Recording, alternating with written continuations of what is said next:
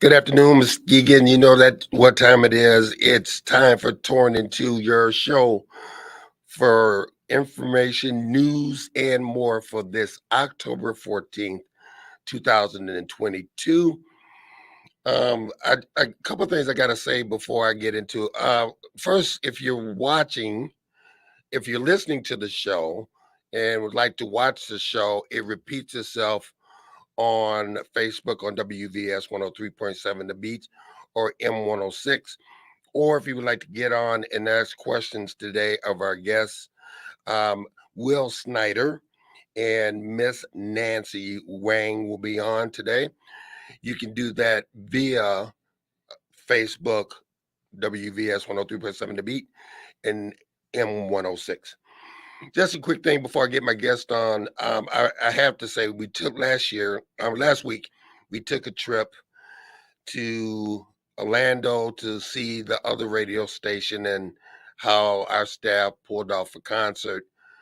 I want to take this opportunity to say to the staff, to PA, to Rob, to Mian, to everyone that was down here, Lady J, for maintaining the station here. I am so proud of you guys and what you guys do. You work very hard. No one knows how hard you guys work. And as vice president of West Michigan Community Health Network, it was an honor to be down there, and it was an honor to see what you guys pulled off. And I am so grateful for that. And with that said, I want to thank John Covington for covering for me last week, and my twin. How you doing, Pastor Burns? I'm good, my brother. How are you? Good. You were busy too last week. Man, I had a rough week. Had funeral Friday and a memorial service Saturday, so a rough weekend. But I'm good. Good to be back. I have one tomorrow, man. A big one tomorrow. Yeah. The Dow Jones is taking a hit. The NASDAQ is down 2.29%. Don't worry about it, people. Don't look at your 401ks, like Mr. Snyder said. Yeah, because when it's in the red, that means some people are selling, other people are buying. There you go. So don't. And you know what? To be honest, the Dow needed an adjustment, and it's getting the one right now. I know people are worried about inflation, but it was going to happen. So. But let's get into our show. Our guest today is Mr. Will Snyder, our first guest. He was on the show before, very pleasant guy. Him and I have a lot in common. And so just let's put, as we say on this show, put your hands together for Mr. Will Snyder. How you doing, sir? I'm doing great. Thanks for having me again. It's great to be back on Torn Into.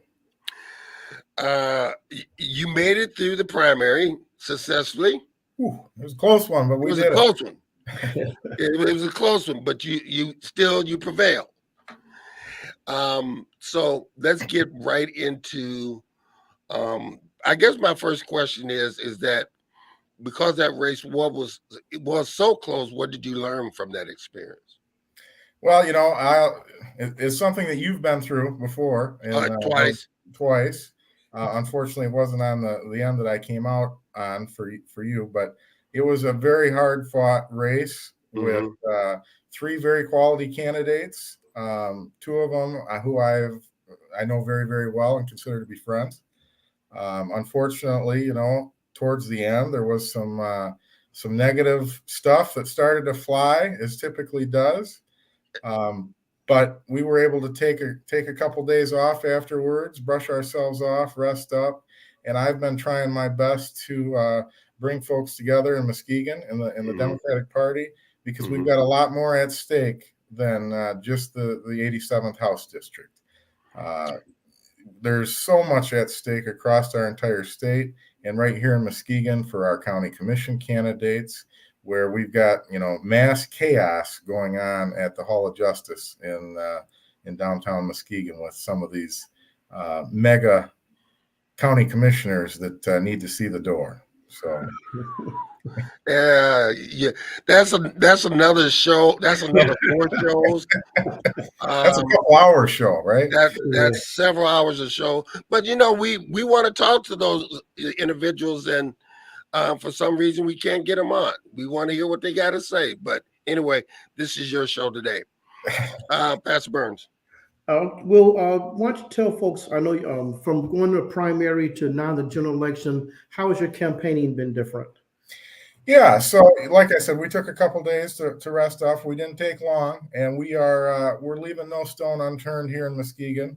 Mm-hmm. We're still taking nothing for granted. We're out knocking doors, putting up signs. God loves yard signs. I tell you, I cut my hand this morning putting one in the ground. I said, Oh man, this is getting to be a lot, but so we're still doing the work here locally, making sure that people get that message out.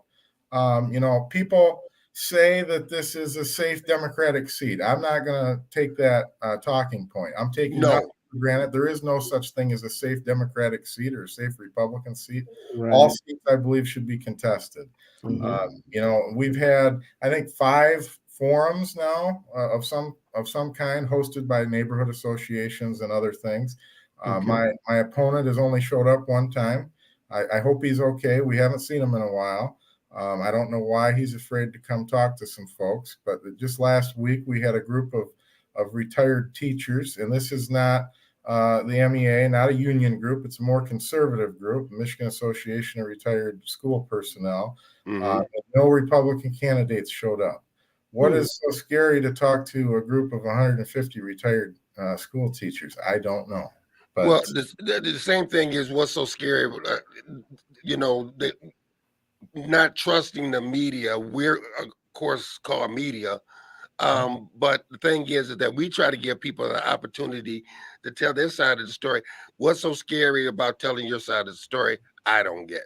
exactly. And I just to touch base on that education issue, because we had the forum with the teachers last week. My opponent, the one thing that we do know from him following his social media stuff is that he's a fan of weaponizing our schools and making teachers carry in schools, which is very, very scary thing for me. I don't see the results behind that. It's a very far out there thing, and I think it's something we need to talk about, because that's not how we make our schools safer. That would have been a good group to hear that discussion with It would have been a great group, but yeah, I mean, they get some really good feedback. That would have been yeah. Now you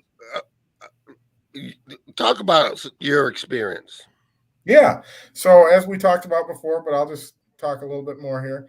I've worked for the last years for State Representative Terry Sabo in the seat that is very, very similar to the one that I'm running for. After redistricting, there's some minimal changes, but so I've worked for him for the last 6 years, which I think is the thing that sets me apart from my opponent now and my opponents in the primary, is the experience of working in that office, the very office I'm running for, not only having the local connections, being on the ground here with local elected officials, municipal leaders, nonprofits, and groups, just being available and visible in the community, but also having the connections in Lansing so that we can get stuff done and do the job on day one. In the era of term limits, I think it's a big deal to be effective out of the gate.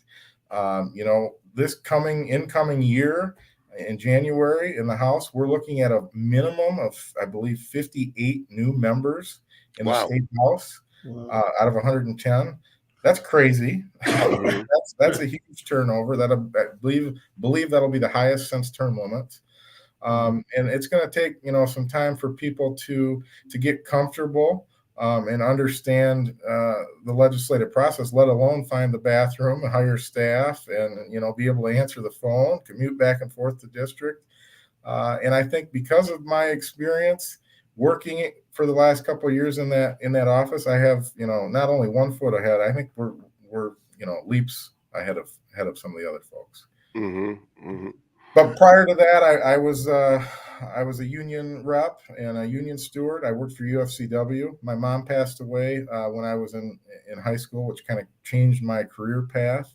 While my friends went off to college full time, I went to work full time. Went to Mhm. community college and got really, really involved in my local union, which in turn did lead to some politics. So that's how we got there. What are the odds? We were talking about this a little bit. What are the odds of the in Lansing House and Senate change flipping?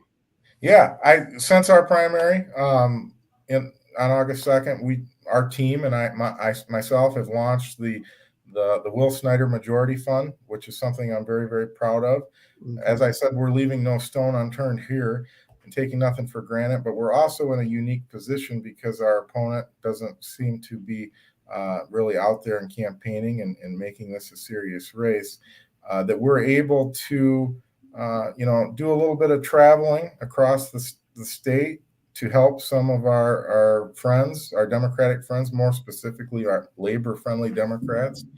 And in the House, we need 4 seats to flip, 3 to tie, 4 to flip. And with reproductive freedom, workers' rights, and democracy on the ballot, everyone is ready to vote in November. I think Michigan has the opportunity to be one state that has some Democratic wins across the country. I think that's going to potentially be a harder thing to swallow. But in Michigan, the governor's numbers continue to be 10 points or better above Dixon.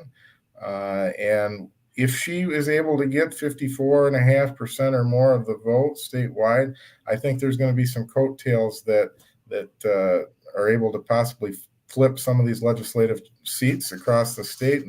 We need 4 in the House. The Senate I think they need 3, but there hasn't been a Democratic state Senate since 1982. Which that's going back a ways. That's my lifetime. And the path to majority in both chambers goes through West Michigan. 10 years ago, 12 years ago, Grand Rapids, there was 1 Democratic House seat. After the latest redistricting, I'm pretty confident that we're going to have 5 Democratic House seats in Kent County out of the city of Grand Rapids. Wow. The Republicans appear to have abandoned those seats and are not investing. They're investing elsewhere. And we got a competitive Senate race here with my former boss and Senator Bumstead. Competitive Senate race in Grand Rapids with Representative David LeGrand and Senator Mark Heisinger. Yeah. So these are all within a 45-minute drive of my front door. So I'm helping a lot of these folks out. And also we've got another candidate down along the lakeshore. They call it the Staircase District. After redistricting, I think it's probably one of the most interesting districts to look at. It goes from Saugatuck to the Indiana border along the lakeshore. It's 1 municipality wide, about 6 miles wide and 112 miles long, which is crazy. But it's a very competitive seat, and we have a very labor-friendly candidate there, and Joey Andrews, who's a friend of mine who works for the Michigan AFL-CIO, and I'm hoping we can pull him across the finish line as well. Oh, fresh news off the wire. Georgia launches investigation in Warnock's church following report from news. Just came out. So anyway, Beth Burns. we'll have to talk about that later. Will, you were talking with the last redistricting. How would you say that's being played out in this current election? Yeah, I will say what it does is it makes more seats than ever competitive, or what should be competitive. We're playing, both sides are playing in more seats than we've had to in a long, long time, upwards of 20 in the House. I'm not as familiar with the Senate stuff, but upwards of 20 in the House. And what you see is, if you look at generic polling in a lot of these races, at least a month and a half ago, before the crazy ad blitz and mailbox blitz started, that you do the polling and it's tied. People are 50-50 and they're or 48-48 or whatever they are. And then you start to get the message out on our candidates and their candidates, and then you see, our numbers do go up, which we have a lot of faith in the process and people believing in democracy. Some of these folks that we're running against, they don't. They're not willing to say that, or acknowledge that the 2020 election was unequivocally fair and not fraudulent. And they're not willing to go as far as say that, in the cases of rape, incest, or life of a mother, that abortion should be allowed. And people, by and large, I think, are on the other side of those issues. And I just hope, and I pray every day that people will wake up and smell the coffee on election day and go out and vote, because when we vote, we typically win. We've got a candidate for statewide office for Attorney General who is being investigated by our own prosecutor here in Muskegon County, who was appointed a special prosecutor by Attorney General Dana Nessel, because he was, doing his own testing on election machines that count votes, because he doesn't believe that the election was fair, and he was out there rigging those machines up. That's kind of a scary thing. And people don't realize this. It's not in the mainstream. Yeah. And we've got some candidates locally and for statewide office that, the Republican Party of 10 and 15 years ago doesn't exist anymore. No. These are not mainstream folks. And I'm not a partisan guy. I oftentimes get criticized by my own party for working with the other side, for having those relationships, working across the aisle, which is something I'm proud of, because that's how you get stuff done. Compromise is not a dirty word. We don't all go in our corner and just stay there. But when your candidates are this extreme, it's kind of scary. And it's tough. It's tough. Pastor Burns. Yeah, I was going to say, it's kind of made it weird. You have Republicans and this other breed of people, again, the anti, election folks. We know they split the Republican Party, and I guess we kind of wait to see how it's going to play out in the election, if folks are going to come back home and vote, Republican, or where they're going to go. How much are you seeing Proposal 3? How much are you seeing that driving your election and as well as some of the other races? Yeah, I think Proposal 3 is very important. I think women are upset and are going to show up to vote. And I think that the deciding factor for a lot of these races, I'm pretty confident that Proposal 3 is going to pass. I'm in support of Proposal 3. The polling suggests it's near 60% or above, which I don't always trust polling anymore. But don't trust polling. I'll always look for that margin of error first. Yeah. With that said, I think what a lot of these races are going to come down to are Republican women and how do they vote. Their husbands might think they're voting one way, but how do they really vote when they go into the ballot box? And it's people are fired up. They're ready to vote, especially in my district when I'm out talking to folks, which is typically a little bit more leaning district, a Democratic district. But it's something I'm seeing in other spots across the state, rural areas, and some Republican areas too. People are frustrated because a group of, let's just say, white male politicians making decisions about women's health care is not going over well. So. What are some of the other issues that you're hearing out in the streets? Yeah, obviously you're hearing about inflation and gas prices, which is tough, especially when OPEC decided last week to quit producing a couple billion gallons. 2 billion a day. That's tough. And I think realistically, we need to talk about that these oil or these gas prices have a direct impact on Ukraine, or from Ukraine and from the Russian invasion and Putin. And there's certain things that we can and cannot do, but that's, this is being driven by the Russians, in my opinion. And I don't think as Democrats we talk about that enough. But so that's obviously out there important. Talking about the high cost of prescription drugs, insulin. Mm-hmm. And, this is something we talked about before when I was on. We always talk about roads and infrastructure, roads and infrastructure. We can travel anywhere across the state right now. Right. We can go to Grand Rapids. It's going to take an extra 20 minutes to get there. But we need to talk about local roads and infrastructure on the streets that we drive on every day, because we have a significant opportunity to invest in that in the next year and a half, as we still have surplus money in the state budget, Mm-hmm. looking at $7 billion.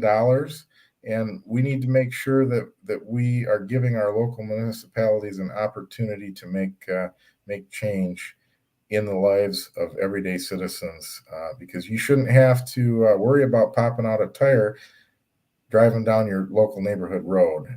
And it's happened to me just this spring Mm-hmm. on Sanford Street, and it shouldn't be that way. So, As coming out, if you win, what are the top things that you think need to be addressed, not only in this area, but in Michigan as a whole? yeah, statewide. Well, it's going to depend whether or not we have the gavel in our hand, which I'm hoping we do, and we're going to institute a working a working class agenda. We must go back to the roots of the Democratic Party and focus on pocketbook issues to improve lives of everyday people. Far too many people right here at home and across the state work too hard, many multiple jobs, and are unable to get ahead. Mm-hmm. So we need to invest in workforce and talent development programs to ensure that we are attracting employers to move to Muskegon, to move to Michigan, so that we have a talented workforce leads to jobs coming in, high-paying, quality jobs. And we've seen some of that with the SOAR fund that was created earlier this year, that the investment in some battery plants for GM, and that's a big deal, because these new plants are, Michigan's the automotive industry capital of the world. We can't fall behind because of electric vehicles. We still need to be the leader so that we're on top, because it Mm-hmm. still takes suppliers all across the state in manufacturing to supply that industry, even for GM. So it's exciting that we have these new plants coming in. It's exciting that the SOAR fund also last week or 2 weeks ago approved a $60 million project for a wastewater line at Muskegon County Wastewater going out into Ottawa County to service some of the dairy farms out in the Coopersville area and Swanson Pickle. And they're talking that investment's going to create new jobs out there, because there was some of these people or businesses had met they couldn't do anymore because there was nowhere to go with the wastewater. So they couldn't expand. So like Fairlife in Coopersville that makes milk that you see in the grocery store. Mm-hmm. There's possible expansion there too now because of that investment in the infrastructure. What are the odds of getting the gas tax reduced down a little bit? I was just down in Florida, and gas prices are down there a lot cheaper. I was surprised. $3, $3.42 compared to what we're paying in Michigan.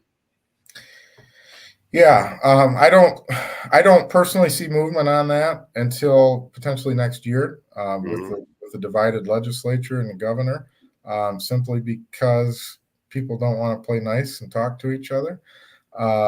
There has been proposals though out to, instead of lowering the gas tax, to do with the surplus that the state sees, to do a $500 gas and groceries rebate to working families, people making less than $100,000 a year or something like that, capping it at a certain level, and handing out a gas and groceries rebate check.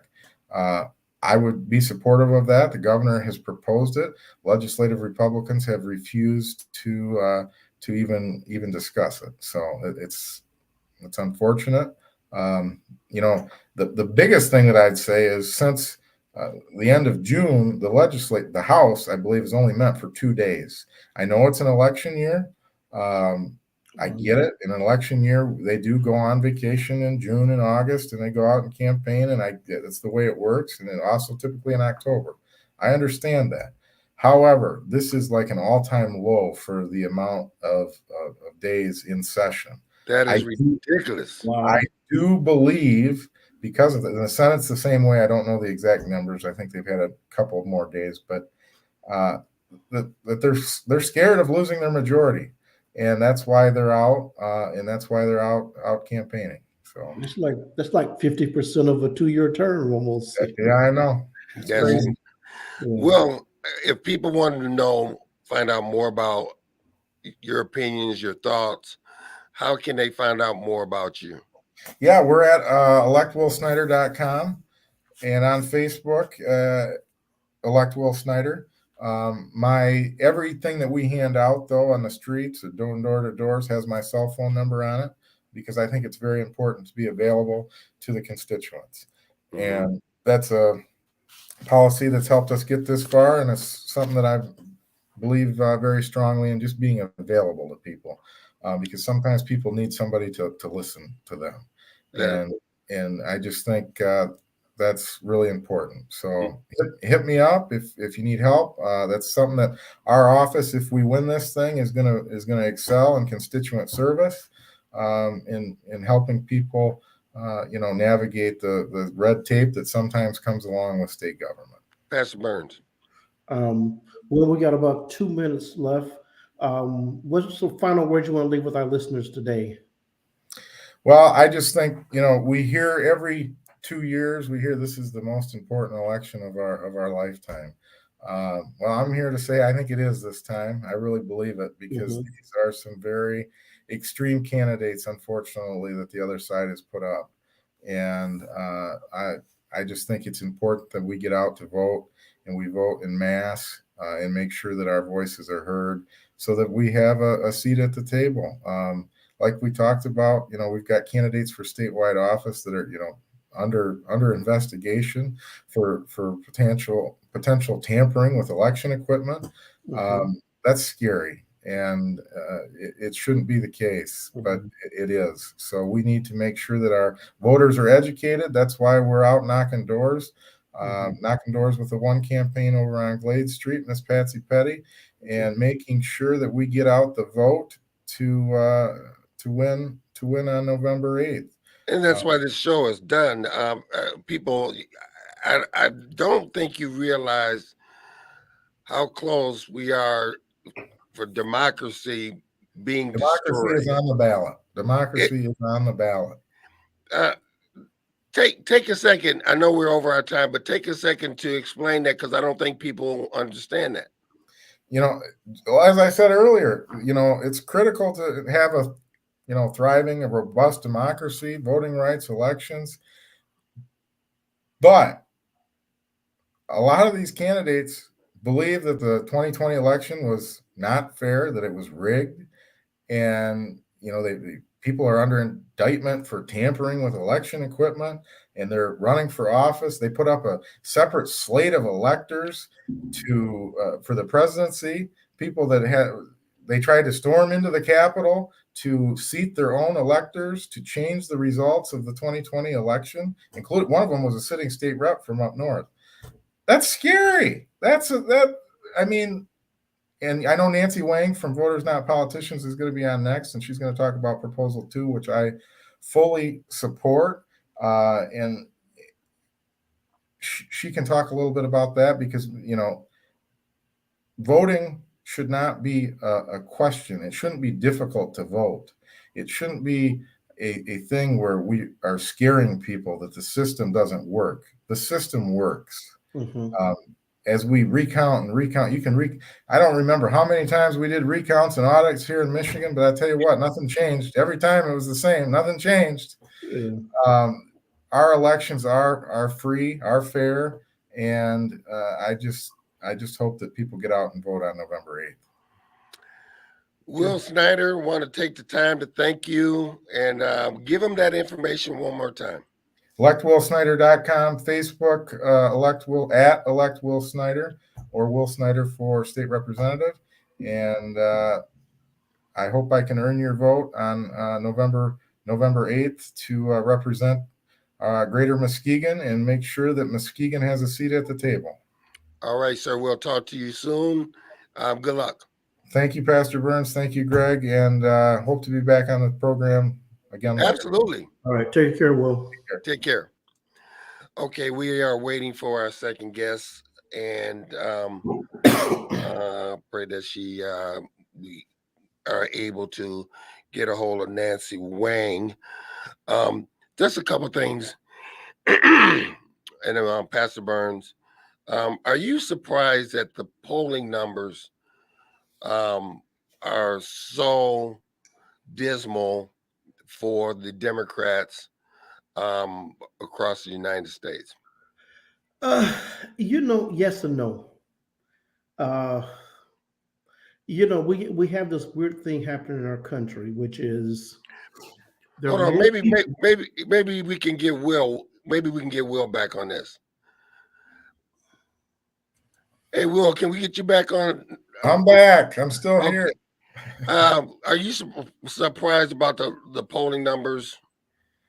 On a national level, I would say no. Typically, with the president in his first term, no matter the party, typically struggles. His party struggles in his or her party struggles in a midterm, and I think you're seeing that across the country. In Michigan, I think it's slightly different because of Proposal 3 being on the ballot, driving Democratic interest among female voters and Democratic interest in general. And you're also seeing that the governor's approval ratings are, the last poll I saw, she's at like about 52%, and President Biden is at like 39%. She had a lull in her approval ratings during the pandemic, but people, including a lot of Republicans, have bounced back on that because they realized, it was a pandemic. And so I think that the polling, not surprised at a national level. If you look, and I'm not following it everywhere, but I mean, we talked briefly about Georgia earlier in the Senate race down there. I mean, I'm surprised that Walker's numbers are still as high as they are after what we've seen in the media the last couple of weeks. Right. But I guess the Heisman Trophy on the shelf kind of helps things. Yeah, we're gonna go on eBay and buy us one. Will Snyder, thank you for chiming in, and we'll take care, buddy. No problem. Thank you. You guys have a great afternoon. All right, you too. And speaking of, let's get right into it. Put your hands together for our guest, Nancy Wang. How you doing, Nancy? I'm great. How are you guys doing? Good. Nancy, we had a lot to talk about. Thank you for getting on. Tell us a little bit about yourself. I'm the executive director of Voters Not Politicians. We're a grassroots group that formed in 2016 specifically to end gerrymandering. We wanted to get politicians out of the what they were doing with redistricting and put independent citizens in their place to draw fair district lines. So that's why we have competitive elections that we're looking at this election. Well, Pastor Burns. And we just had a discussion about that with a candidate. Let me ask you this before we get into Proposal 2. Having a couple of elections since that 2018 proposal, how do you all feel? How do you feel that that proposal's worked out in terms of the races today? Do you feel like it's accomplished what you wanted to accomplish? Yeah, we feel really good about where we're at. So if you think about where we were in 2017, we didn't have everyone able to cast an absentee ballot. And now because of the 2018 reform, Prop 3, everyone can cast an absentee ballot for no reason. And that was tremendously popular. In 2020, we saw 3.3 million absentee ballots. I think this year we're coming up upwards of 2 million absentee ballot applications submitted. And then, of course, we ended gerrymandering, which for decades was keeping the Republican Party in power when they didn't have the majority of the votes. So, we did these kind of reforms, really in order to take our power back as voters. They're nonpartisan. They passed by overwhelming majorities. And we're looking to do the same this election to protect our fundamental right to vote. Well, you have the other side saying, like they're doing with Proposal 3, they're saying the same thing with Proposal 2, that is too complicated. Tell us what Proposal 2 is and what Proposal 2 is not. Great. So Proposal 2 is a constitutional amendment. Again, it's being put forward by a nonpartisan coalition, which includes voters, not politicians. So we were the group that ended gerrymandering in 2018. In 2018, there was that big voting rights amendment as well that we've been talking about. And that was put forward by Promote the Vote. Promote the Vote is a coalition itself of NAACP and League of Women Voters, a lot, ACLU, a lot of kind of voting rights, good government groups. It also includes, things like the Detroit Regional Chamber of Commerce that signed on, Detroit Action, a lot of, I think there's 20 different organizations altogether. And we joined this coalition in order to put this voting rights proposal on the ballot. So it does two things. One is to protect our fundamental right to vote as voters. Right now, we don't have that protected anywhere in our Constitution.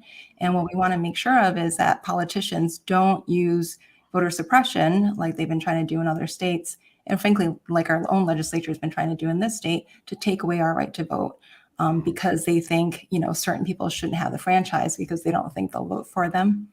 It also has a number of practical things that voters want, regardless of party or who they represent or who they support, which is like 9 days of early in-person voting. So you would get to vote in person, feed your ballot through on 2 different weekends, before Election Day. That provides a lot of convenience for people.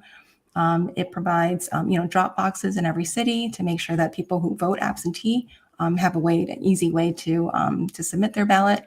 So things like that. Well, if we don't do something like that, you'll find stuff like what happened in Texas, where you have one ballot box per county. And if you look at one ballot box in Houston, all of Houston, one ballot box, those possible things could happen. And this is something that would address those kind of things, correct? Absolutely. Right.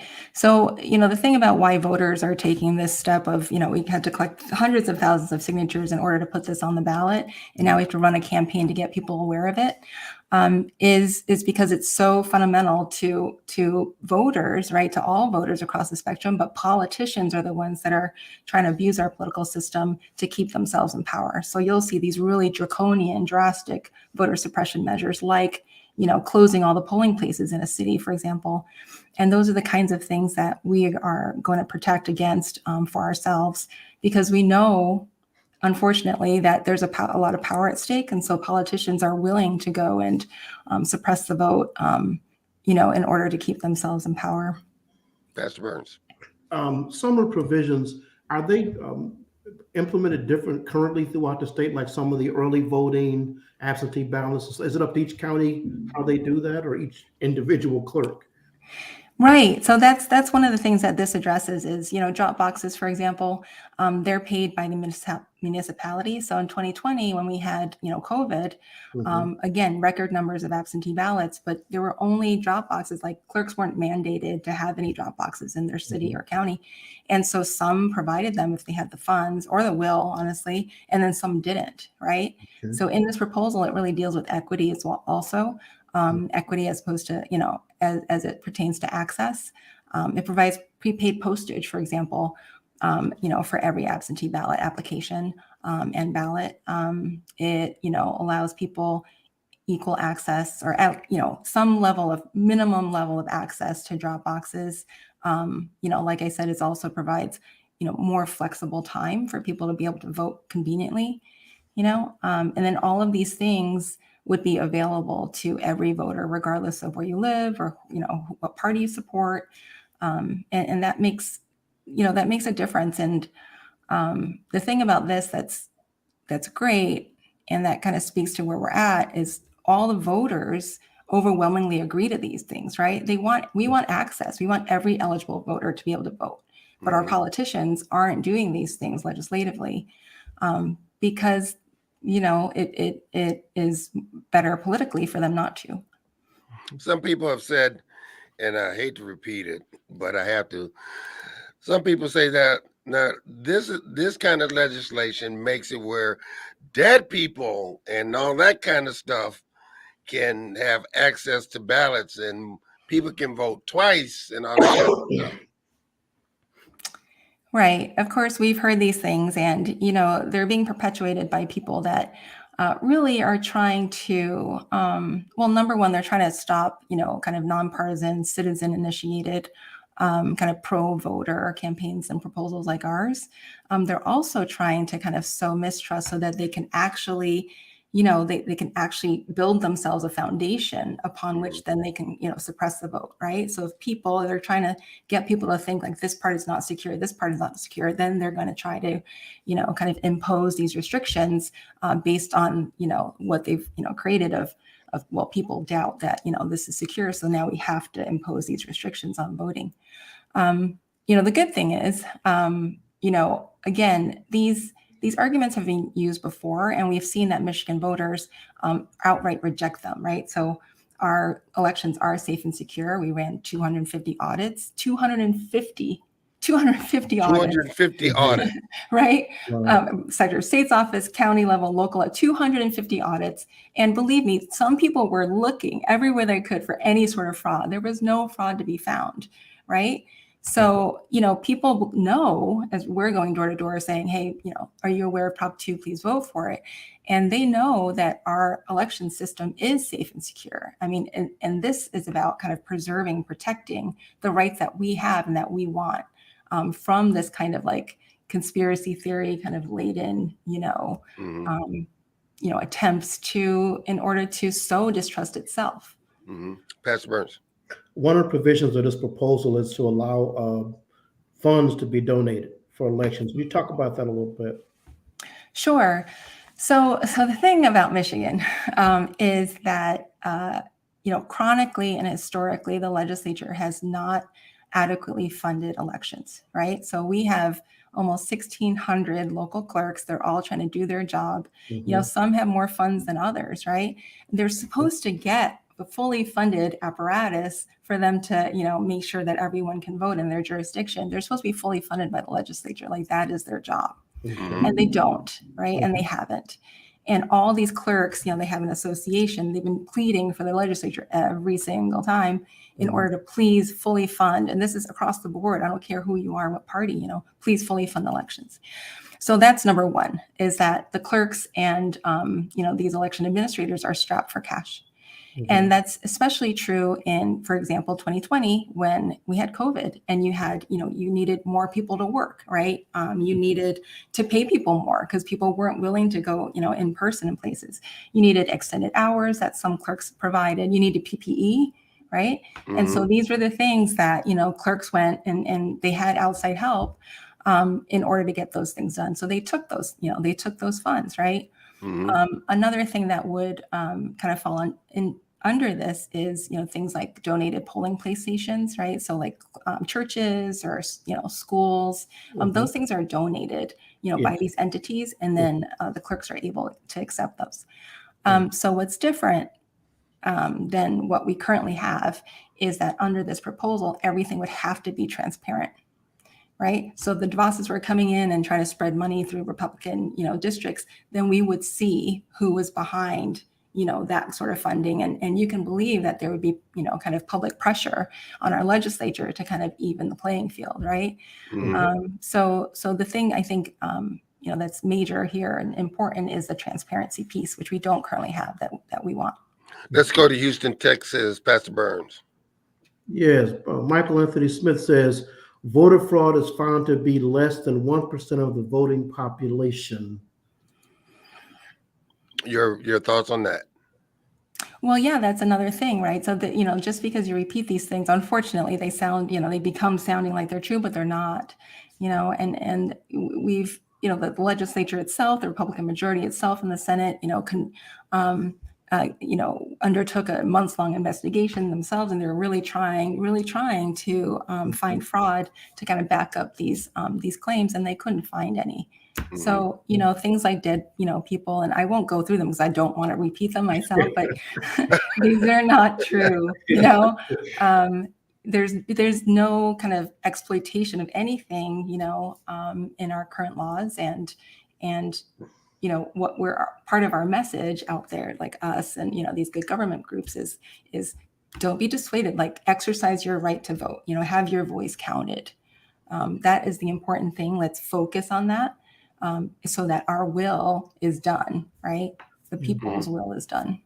Nancy, it's 2022, and you're looking at legislation that you guys are proposing that would not only help one group, but help all citizens. Why do you think you guys are getting flack?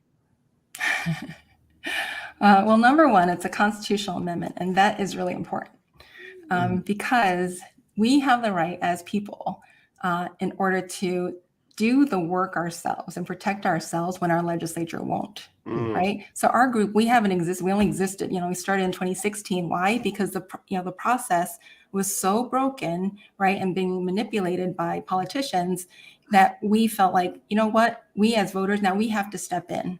And there's a reason why we preserved this power for ourselves. The Michigan Constitution starts with all political powers inherent in the people. So we gave some, ability, some authority to the legislature to do some things for us. But when there's, messing around with the entire structure and system, and we have to fix that, then that's what we are doing. So I'm sorry, I got on to little things. No, that's okay. And I stand corrected on the not legislation, Constitution and Amendment. Yeah. Okay, Pastor Burns. Sorry. I look at the proposal, and I imagine you find, when you read this to most people, despite how they might politically affiliate, they kind of go, yeah, those are some good things. And until they hear somebody who is on one side or the other say, do this and don't do that. Because you read them, and other than that concern about getting into the Michigan Constitution, which some people have, and no matter what, they don't want to touch the Constitution. But you read these, and most people probably respond like I do and go, yeah, those are, you thought some of those are protected now until you realize they vary with legislators, and they're not our constitutional rights. But is that what you find, that most people hear them and kind of like, yeah, those sound like good ideas? Oh, absolutely. So, we have thousands of volunteers on the ground. Like, that's what we do. We have to, we run on volunteers, and we were collecting signatures. We collected over 170,000 signatures. I have to, plug my group because people are amazing. And so now we're knocking on doors. The same volunteers are knocking on doors. And when you're telling people, first they either know about Proposal 2 and they're like, yes, of course, right? Or they don't know about it, and then you talk for 30 seconds and they're like, yeah, I don't see the catch here, And for anybody who's kind of just talking through each provision like we're doing, they're like, yeah, I don't understand, what the controversy is. And it's because there's no actual controversy with the people with any of the provisions. And you kind of know that because you're looking at the people behind it too, right? Like people like Common Cause, League of Women Voters, like the Detroit Regional Chamber of Commerce, just endorsed. Like, these are not groups that are really out there, Right. doing things that people don't support and want, overwhelmingly. So, no, we're not really seeing any concerns about any of the provisions, like, and that's by design, right? Like, we are voters. This is what voters want. And we're putting it on the ballot. We have to get it passed. And so you have kind of, a subset of all of the different kind of access issues, as well as, protecting the fundamental right? You have these kind of subset of access issues that everyone, fully supports. Now, say this passes. What would be the next step that you would like to see in getting more people out to vote? Well, that's a good question. I think education is a really big one. So no recent absentee voting, like, I said, over 3 million people exercise that right, in 2020, but there are millions more people that didn't, right? And some of it is, we're trying to address that now by saying, hey, did you know that you have these rights? Absentee ballot voting is a huge one because it's so convenient, and people can sit at the dinner table and like actually read through it and figure out who's running for what, Yeah. And someone said, that they're saying, oh, it's really nice too, because I get to sit with my kids. And then we get to talk about why are there so many races? Like who's running, why is this one important, So it becomes this kind of, part of your tradition of your civic, kind of engagement and stuff that's really important.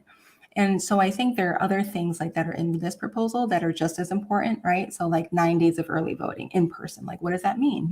Telling people, hey, did you know that 2 weekends before, election day, and then all through that week, and then the next, weekend before that Tuesday, you can vote in person. Like, did you know that, And part of what we've been doing since 2018 is educating not just voters, but also community groups. So we could like spread the word, and also clerks themselves to say, hey, did you know either that you have this responsibility, or that you have this option? What do you say to the people that I'm a traditionalist, and I believe that you should just come out on one day to vote on that Tuesday? And what do you say to individuals like that? Well, first I say, if that's how you'd like to vote, then go for it, right? Like if you like the idea of going on Tuesday, that second Tuesday in November, and that's sacred to you, then go do that, right? But I would also say, hey, some of these kind of restrictions on how we vote actually disenfranchise people. So if there's a person who's eligible to vote, right, and we have these kind of common sense, ways of making it, convenient for people, then why not support that, right? So what's happening is if you don't have these provisions protected for people, then you have people who are eligible but cannot exercise their franchise. Things like postage, like they matter. People have been bashing, kind of voter ID and saying, well, everybody has an ID, so why even have, people having to sign this legal affidavit if they don't have their ID? Well, it's because some people don't have their ID, right? And that matters, right? So because those people are otherwise eligible to vote. So, and those are 13,000 people in Michigan in 2020. Like, those are people, and this is part of what we're building is a strong democracy where no one is disenfranchised just because of access. Pastor Burns. Yeah, I think that comment gets back to the whole concept of is it a person's right to vote, or should there be some hurdles so that they have this privilege to vote, and it's a right, which I think your group was saying. You talk about the absentee and the other ways other than voting on the election day. I think you had some provisions for or codify some provisions for military ballots as well. Yeah, that's another thing too. How many people does it affect? Well, it affects the people who it affects, right? It affects military people who are serving overseas. And what used to happen is fine, you send your ballot through the international mail. Like, I don't know how long that takes, right? But if it's not accepted, if it's not kind of received by your clerk's office before election day, then it doesn't count. Right. So you could have sent it, wherever you're serving, and because of the mail, outside your control, it doesn't count because it didn't get there in time. So what our proposal says is, we recognize this, and we said, if you're in the service of the military for our country, and if you put your ballot in the mail by election day, then it counts. Right. It counts as long, it makes its way through the system. But so that's another way, that there are things that some people need and some people don't. If you don't in the military, you don't need that, but there are people who are being denied access because of that. It's funny that you mentioned being at the kitchen table. We do election coverage here, and that's what we did. Me and my wife, we got our ballot, sat at the kitchen table, discussed issues, vote, and we've already turned in our ballots. And to me, I just see that there's such a huge advantage to having this to the people out there saying, no, this one I don't understand, and this one kind of goofy. Pastor Burns, would you agree? Yes, yeah, definitely. Again, everybody doesn't pay attention to every single political cartoon and advertisement. So some people are walking into that ballot booth and seeing all these proposals, like, oh my God, what do I do? And you see them back there flipping a coin or whatever they're doing. That's not the kind of democracy we want. Right. Are you amazed, Nancy, in 2022 that like the military voting that we're running on snail mail when we have so much technology that we can get this done so much faster? and Yes. efficiently. Yes and no. Am I surprised? I'm dismayed for sure. Like, why is this hard? Why is this so hard? But then I'm also not surprised because our legislature is dysfunctional, right? And that's why people have to step in to protect ourselves. And one thing I'll say about the kitchen table too, it's like we've been fighting so hard to defend our right to vote. And you're right, like it's our right to vote, right? Not a privilege, which is why another reason this proposal is important. But we've been trying so hard just to like make sure we can vote, right? Like this proposal is part of this feeling among voters that voting and civic duty is like, it's part of what could be rich about our lives. It's like, why not celebrate the fact that we're voting? I have a 7-year-old and a 12-year-old, and I've been taking them out canvassing.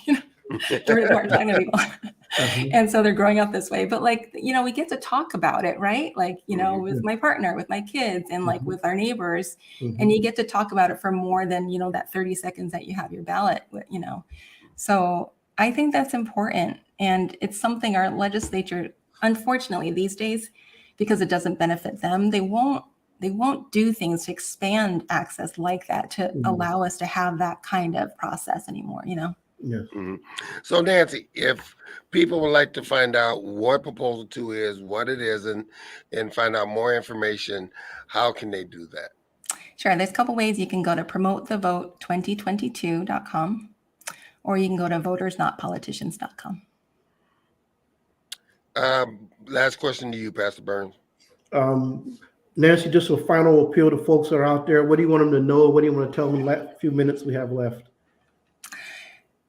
This election is as important as any that we've had, and it's hard because every single election we're like, you need to vote. Oh my God, everything's on the line, but everything really is on the line for 22. This is a midterm, but it's a setup for 2024, and these are proposals are like, we're here in putting a fundamental right so that our right to vote doesn't get taken away, and the election results aren't, kind of manipulated or tried to in 24. So please vote. Please, take 2022 just as seriously as any other election, and let all of your friends and family know that they need to vote. They need to, they need to vote in this one. It's not just like any other, kind of midterm that may or may not matter. It actually matters. Your vote matters. Nancy Wang, thank you so much for being on 22. You have an outlet to come and talk to us anytime. Thank you so much. Thanks for the opportunity. All right. Take care, Nancy. All right. That's, man, what we've been saying of making voting easy.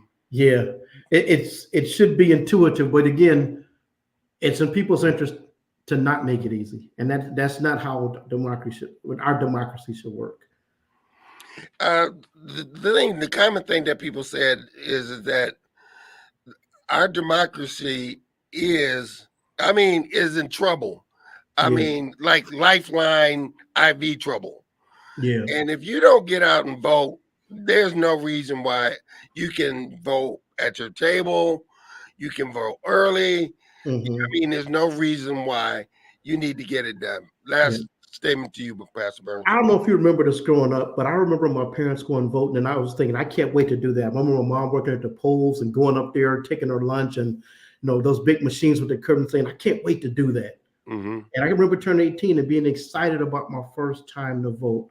I hope it matters. Take your kids inside the polls, start talking to them about the candidates and the ballot issues. Have that discussion with your family and friends.